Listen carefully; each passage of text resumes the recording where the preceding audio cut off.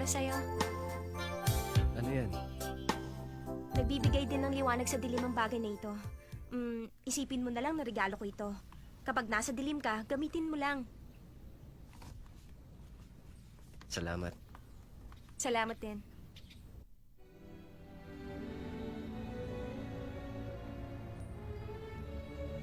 Nagbibigay ng liwanag?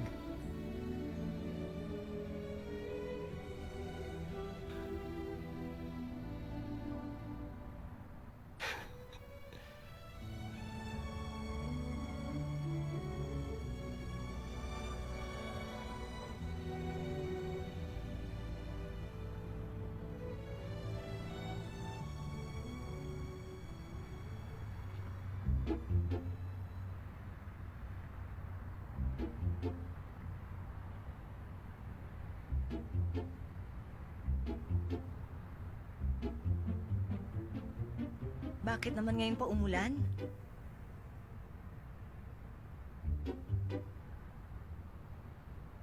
Ex-girlfriend ni Dao Mingze? Anak ng Novorish? Teka nga, nang insulto ka ba? Di ba ikaw nauna? Bakit ganyan ang suot mo? Nakakatawa. Mukha akong ano sa suit kong ito. Mukhang ano? Sige, mukhang ano. Pervert. Ano ka ba? Mukhang detective. Sorry, hindi ko alam. Sorry. Bakit nakasuot ka ng pang detective? May iniimbestigahan akong kaso. Nakapang detective ka dahil may imbestigahan kang kaso? Mhm. Tungkol saan yun? Kahapon kasi, may nakilala kaming lalaki at interesado siya kay Sanchay. Ang sabi niya, pinsan siya ni Daming Sa.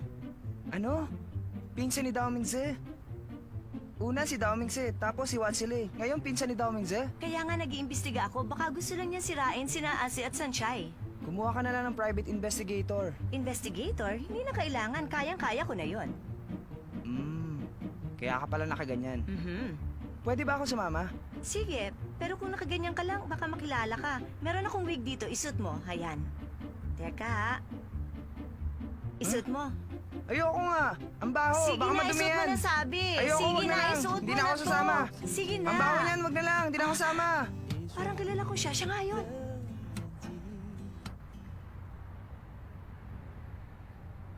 Tingnan mo nga naman ang pagkakataon. Ako yung naka-blind date mo. Natatandaan mo pa ba? Oo naman. Ikaw at yung isa pang babae. Yung nabuhusan ng tubig, nagalit kayo sa amin tapos umalis na kayo. Oo, kami nga yun. At yung kaibigan mo si Xing yun, alam mo ba kung saan siya nakatira? Sinong Sing yun? Tumahimik ka dyan. Alam mo ba ang phone number niya o kaya address? Paano ko malalaman hindi ko naman kilala yung lalaking yon? Pero di ba magkasama kayong dumating? Yon talagang plano. Anong sinasabi mong plano? Papasok na ako noon sa school. Nang lapitan niya ako, inalok niya ako ng 10,000 para pumayag makipag-blind date. Hindi mo siya kilala? At hindi kayo totoong magkaibigan? Oo, at pagkatapos noon, hindi na ulit kami nagkita. Pasensya ka na. Hindi kita matutulungan. Diyan na kayo. Ano ba pinag-uusapan nyo?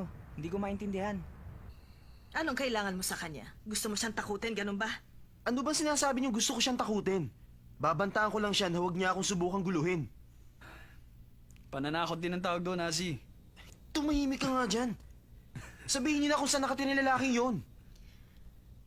Yang master, ganyan ba ang tamang paraan ng pagtatanong? Kung makikiusap ka sa akin na sabihin ko sa iyo ang alam ko, baka maisip kong ipagtapat sa iyo lahat ng alam ko.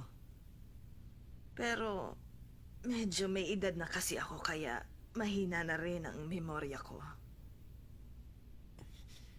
Pwede bang sabihin niyo na kung nasan siya? Matandang ulyanin? Teka, Yang master, hindi ako matandang ulyanin. Sabihin mo na ang address! Kung hindi nagbago ang address, nandoon pa rin siya. Ipapahanda ko ang kotse. Wag. Ayoko magkotse.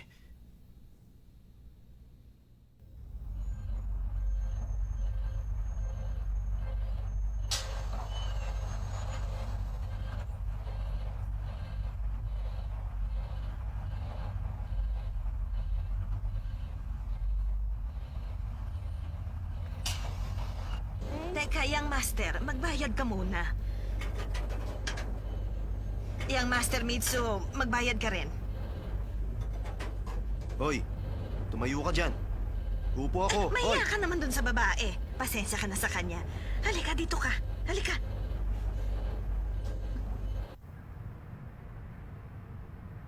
Ngayon ka lang ba nakasakay ng bus?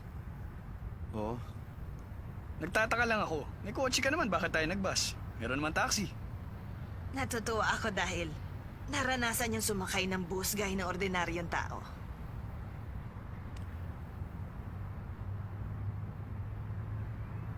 Medyo, hindi naman ako naiiba sa mga nasa likod mo, di ba? Hindi naiiba. Pero hindi ka bagay dito. Kaya ko maging tulad nila at sumakay ng bus. Wala kami pinag-iba. Asa, bakit gusto mong maranasan ng ordinaryong buhay? Dahil ba sabi ni Auntie Jade, mas bagay si Sanchez sa pinsan mo? Mas bagay naman talaga sila, hindi ba? Hindi naman yata tama ang sinabi niyo. Bakit parehong mahirap ang dapat magkatuluyan? Yun ang madalas mangyari sa totoong buhay. Bakit ang bagal mo patakbo? Bilisan mo nga! Tapakan mo si Lenyador! Tumahimik ka nga.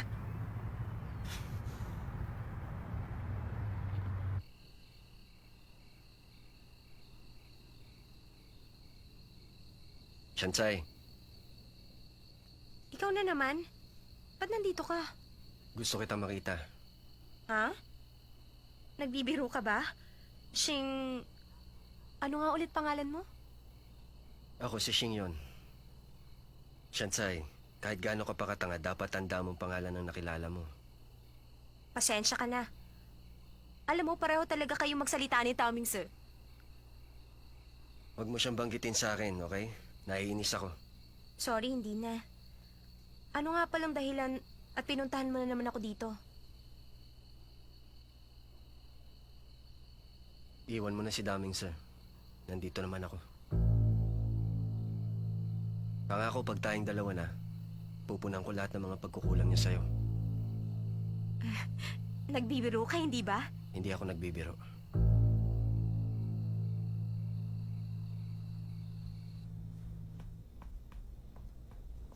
Yan ang bahay, sigurado. Teka lang, yung master, binabalaan na kita. Kapag nanuntukan ng tao ng walang dahilan, hindi ako tatayo na lang at manonood.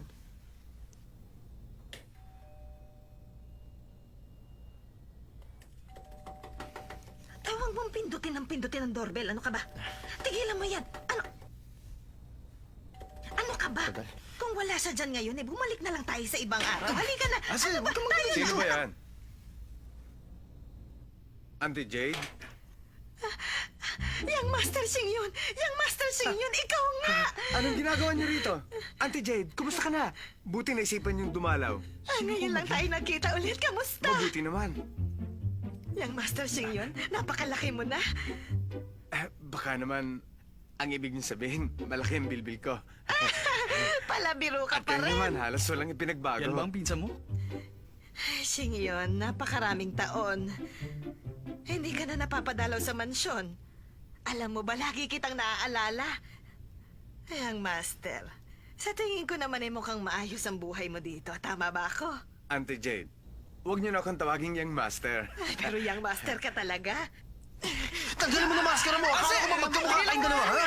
Mukha na hindi maskara yan! Hoy! Ase! Ase, bitawan mo! Ase!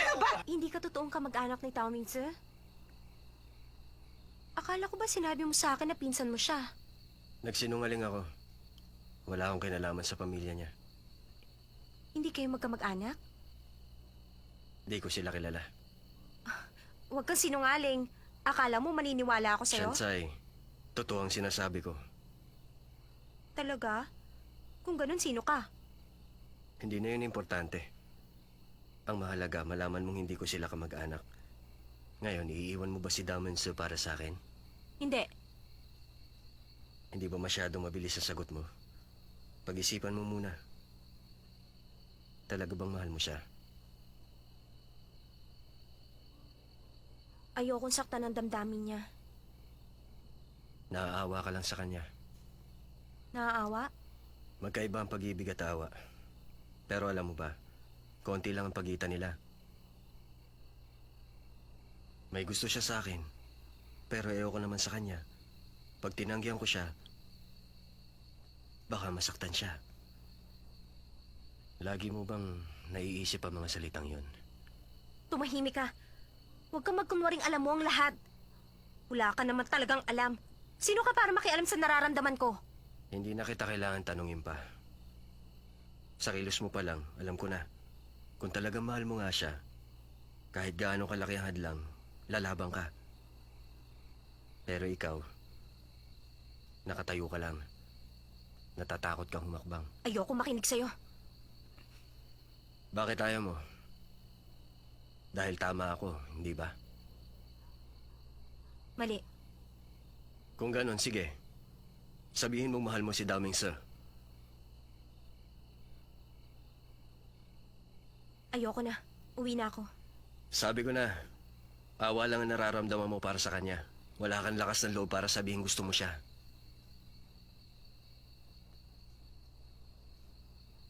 Gusto ko nga siya. Anong sinabi mo? Hindi ko marinig. Gusto ko siya. Ilang beses ko nang gustong sabihin gusto ko siya. Pero hindi ko masabi yun. Gusto ko talaga siya. At hindi ito awa lang. Huwag mo akong husgahan.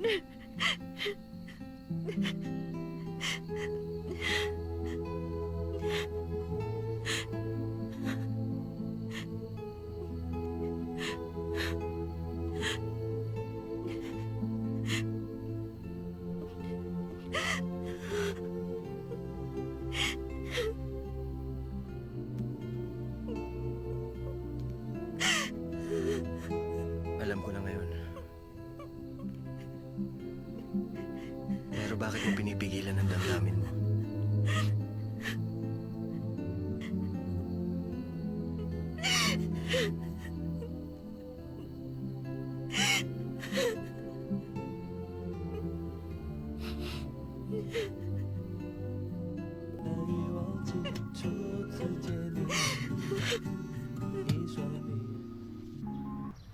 Ang galing naman niya, sinadya niyang inisin ako. Para sabihin ko sa kanya ang tunay kong nararamdaman. Sanchay! Shinga, Bakit namumula mata mo? hindi ako nakatulog na mabuti kagabi. Ganun ba? May sasabihin ako sa'yo. Nag-imbestiga kami ni Southse para sa'yo. Kayo ni Shotze? Nag-imbestiga kayo para sa akin? Hindi ko alam ang pangyayari. Basta iwasan mo na lang ang peking pinsan ni Dao Mingze. Pareho lang silang masama ang ugali. Hoy, anak ng super rich! Anong sinabi mo Sanchay, tungkol sa akin? tulungan mo ako. Huwag kang magalit sa kanya. Sanchay, gumaganda ang takbo ng kwento. Sayang at hindi ko nakita kahapon ng family reunion. Family reunion? Nagkita na ba kayo ng pinsan mo? Hindi ko siya pinsan. Nalaman ko na peke ang nakilala mong pinsan ko. Anong peke?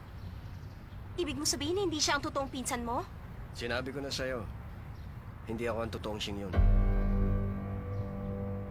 Kamusta ka, Daming Sir? Ako ang peke mong pinsan. Binigyan ako ng mama mo ng 5 milyon. Gusto niya paibigyan ko si Shansai. Kung ganun, balak mo nga sirain ang relasyon nila. Tama ka. Yun ang gusto ng mama niya. Yun ang totoo. Hindi ako makapaniwala, Ase. Binayaran siya ng mama mo. Saan ka pupunta? Kakausapin ko si Mama. Hindi mo alam kung nasa siya ngayon. Tumahimik ka! Bitiwan mo nga Minahon ako! pa nga! Pwede ba Tama bitiwan na mo yan! ako ba? Tama na yan! Ba't kaya alam? Daming Sir, mamamatay ka ba pag hindi mo nakita mama mo? Ha? Aray! Pakalat-kalat kasi mukha mo! Sinabi na ko eh! tama na! Ano bang totoo? Bakit mo ginagawa ito?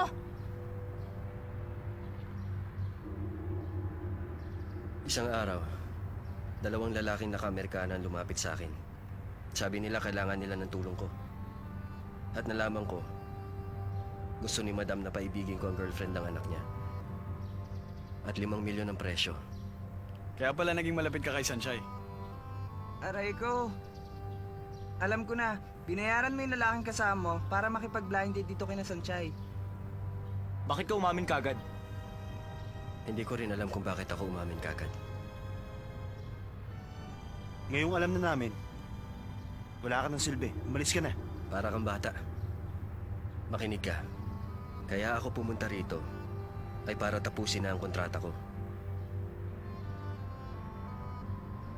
Ayoko na magsinungaling. Dahil gusto ko siya.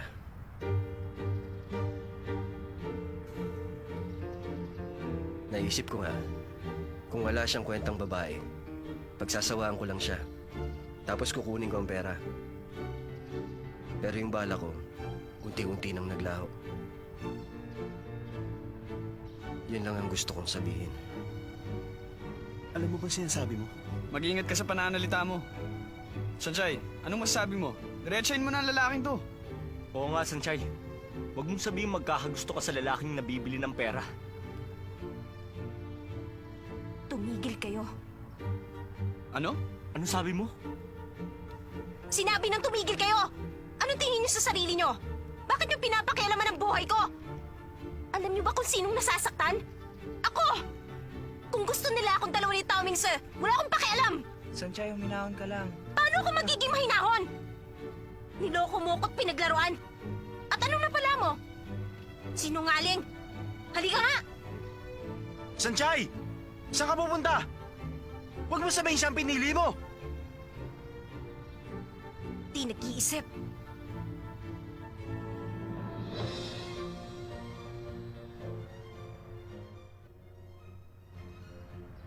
Kahit gusto kong tumakas at magtago, parang may malaking anino sa likod ko. Kahit na gusto kong tumakbo sa lugar na puno ng liwanag, alam kong hindi pa rin ako lulubayan ng itim na anino. Kapag patuloy ko yung tinakasan ng anino, lalo akong manghihina at masisira ang buhay ko.